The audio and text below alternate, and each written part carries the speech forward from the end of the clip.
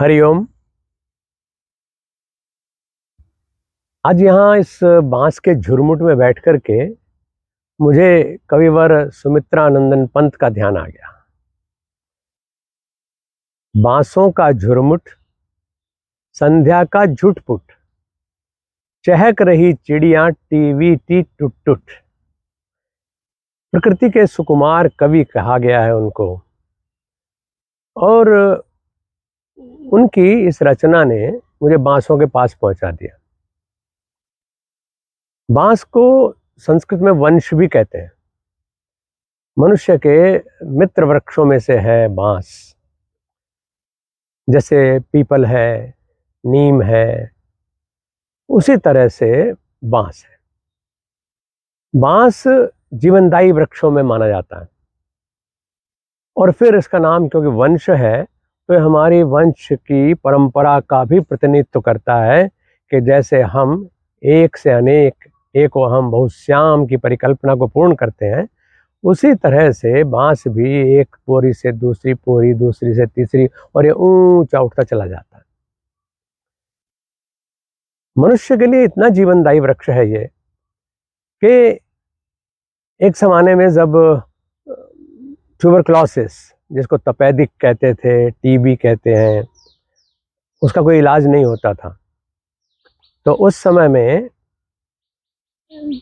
लगता था कि औरों को ना फैल जाए, और जानलेवा बीमारी होती थी। दमे के बारे में और टीबी के बारे में ये कहा था, भाई ये तो दमा जो है दम लेके ही जाएगा।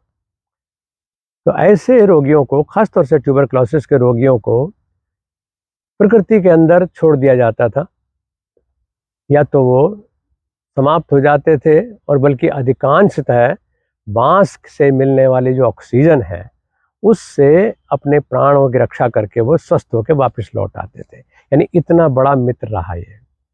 जो भवन निर्माण कला भी हमारी है, आर्किटेक्चर जिसको कहते हैं, तो जो कॉलोनीज डेवलप की जाती हैं, आश्रम हैं, अब तो आश्रम भी खाली बिल्डिंगों तक सीमित रह गए, एसी और कूलर तक सीमित रह गए, स्विमिंग पूल में आ गए। लेकिन तब आश्रम का जो परिधि है, जो उसका फेंसिंग जिसको हम कह देते हैं, मतलब उसको बांसों से ही बनाया जाता था, ताकि ऑक्सीजन की कमी ना हो उस क्षेत्र में, क्योंकि वहाँ लोग व्यायाम, प्राणायाम, साधना और गहन ध्यान की अवस्था में जाएं तो उस समय भी ऑक्सीजन से उनकी प्राण रक्षा होती रहे, इसलिए बांस से उसको फेंसिंग किया जाता था। जन्म से लेकर के और मरण तक साथ देता था बांस। लेकिन एक चीज बस ध्यान देने की है, जो मैं आज आपको यहाँ बताना चाहता हूँ। बांस की ही हमारी जो अर्थी है, क्योंकि उसमें रथी तो चला गया, फिर अर्थी बचा, उसका कोई अर्थ नहीं है। अरथी यानी उसका जो रथवान है वो चला गया, तो शरीर रह गया। तो उसको जो ले जाते थे तो उसकी घोड़ी भी बांस की ही बनती थी, परंपरा वही है। और जब अंत्येष्टि होती तो कपाल क्रिया में भी बांस से ही कपाल क्रिया करने का विधान रहा, क्योंकि जो योगी लोग हैं, जो प्राण का उत्सर्ग अपने कपाल से करने की सामर्थ्य रखते हैं, वो सर्वश्रेष्ठ माना जाता है, तो वो तो स्वयं कर लेते थे। लेकिन आज जो व्यक्ति का शरीर समाप्त होता है तो उसकी कपाल क्रिया उसके पुत्र को करनी होती है, क्योंकि संतान को जन्म देने में उसने अपने ब्रह्मचर्य और तपश्चर्या के अधिकार को खोया है, और इसलिए उसको, यानी जो संयम से, तप से व्यक्ति अपना मुक्ति ले पाता, कपाल के माध्यम से प्राण का उत्सर्ग कर पाता ब्रह्मरंध्र के माध्यम से, तो वो फिर कपाल क्रिया के माध्यम से करना होता है। और मैं ये बताना चाहता हूँ कि यहाँ पर कपाल क्रिया का जो विधान है वो भी बांस से ही है। और उस समय सारी लकड़ी प्रयोग होती है, मतलब इस महायज्ञ में, अंत्येष्टि के यज्ञ में। लेकिन जो बांस है जिससे कपाल क्रिया की, वो भी वहाँ जलाया नहीं जाता। उसको आपने देखा होगा कभी, अगर आपको अंत्येष्टि में जाने का सौभाग्य मिला हो, मैं इसके लिए सौभाग्य शब्द प्रयोग कर रहा हूँ, कि अब तो लोग उधर को जाना भी पसंद नहीं करते। बहुत भाग्यवान कम लोग हैं ऐसे जो इस सब प्रक्रिया को देखते, जानते, समझते और जीते हैं। तो देखते हैं कि बांस को चिता के दूसरी तरफ फेंक दिया जाता है, यानी जलाते नहीं है। बस यही जानना जरूरी है कि वंश को जलाना नहीं चाहिए, और इसका दुष्प्रभाव जो है वो ये माना जाता है कि इससे हमारी जो आने वाली वंश की प्रक्रिया है, परंपरा है, उसके ऊपर नेगेटिव इफेक्ट पड़ता है।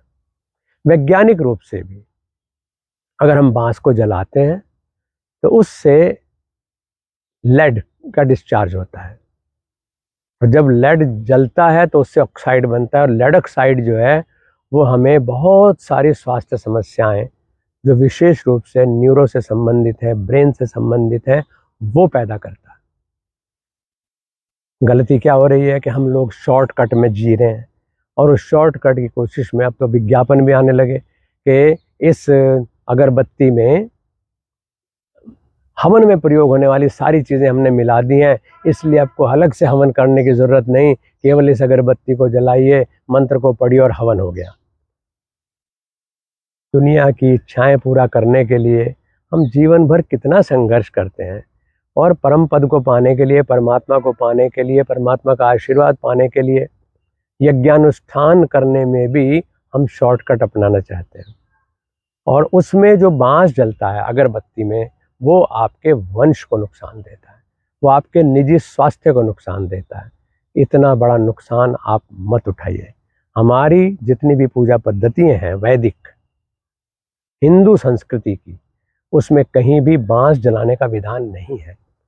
जिन लोगों को इस संस्कृति का नहीं पता, वो लोग कुछ चीज़ें चोरी छुपे सीख करके या श्रद्धा से सीख करके अपनी संस्कृति में अपना रहे हैं, और उन्होंने अगरबत्ती जलाने का विधान अपने यहाँ चला लिया।